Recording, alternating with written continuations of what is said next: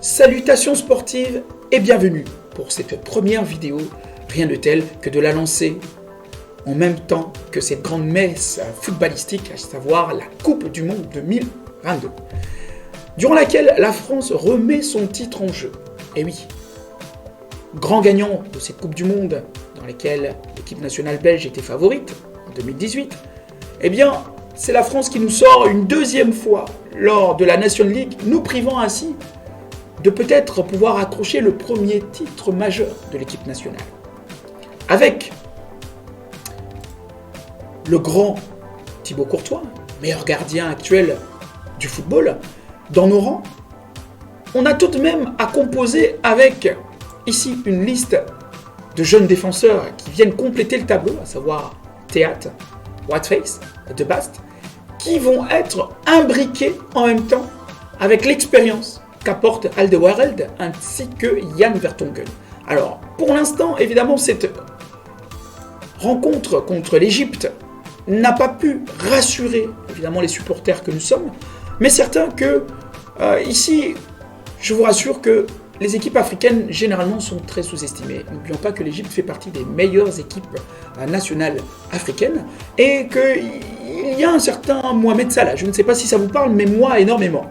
Avec sa passe lumineuse qui, certainement, a permis à notre sélectionneur national, Roberto Martinez, de pouvoir y déceler là certains éléments à réajuster et certains qui sera, évidemment, inspiré, accompagné de Thierry Henry. Je pense qu'on trouvera les réponses pour pouvoir faire ce mélange nécessaire, ce cocktail qui nous permettra de pouvoir être plus serein derrière. N'oublions pas que nous avons le taulier défensif, à savoir Thibaut Courtois, je le rappelle. Ne l'oublions pas. Alors, peut-on espérer accrocher un titre majeur ? Eh bien, en regardant ici les joueurs appelés, nous avons par exemple Openda, qui nous a fait du bien avec cet unique but contre l'Égypte, mais qui, ô combien, nous prouve à quel point des joueurs d'expérience comme Carrasco sont toujours là pour pouvoir nous amener son lot d'incertitudes pour l'adversaire, de pouvoir justement briser les lignes, et sans compter sur le retour de Jérémy Doku qui a fait un grand bien avec sa capacité de percussion, ses capacités d'éliminer en 1 contre 1 et d'effectuer les centres dangereux, et tout ça dans les 16 mètres. Je pense qu'on peut avoir des éléments quand même qui sont rassurants pour avoir de la profondeur, pour pouvoir occuper les espaces sur les flancs et pour pouvoir être dangereux et terminer devant. Nous avons quand même des attaquants qui ne sont pas des brels et qui savent finir devant le but. Je pense notamment à Batshuayi, et pour ne pas dire, vous avez aussi l'expérience de Dries Mertens qui a toujours rendu des loyaux services à l'équipe nationale. Ne l'oublions pas et ne soyons pas ingrats. Nous avons également des jeunes joueurs comme Tielemans qui sont au prime de ce qu'ils peuvent prouver dans leur équipe en club. Nous avons évidemment avec Leicester, nous avons Tielemans qui fait des très très gros matchs. Nous avons Onana également dans son club respectif qui fait son travail de milieu de terrain. Avec cet impact physique, je pense qu'on a là encore une fois un mix entre la jeunesse et l'expérience. Eh bien, il est cadré par, pour l'instant, si ce n'est le meilleur milieu de terrain, Kevin De Bruyne.